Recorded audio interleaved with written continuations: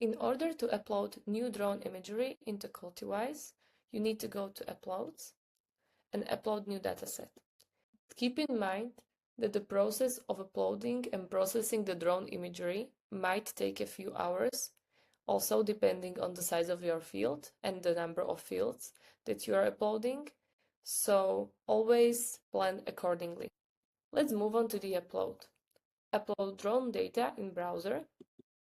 Now I will choose my farm, my field, and my camera type. If I have the MicroSense camera, then I always need to upload both the RGB files and the multispectral imagery. This is because of getting the exact locations.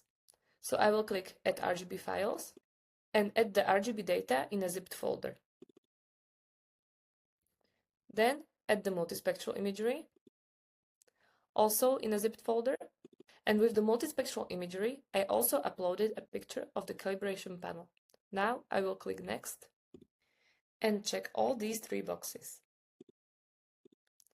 Now I will press Finish and the upload and the processing of the imagery will start.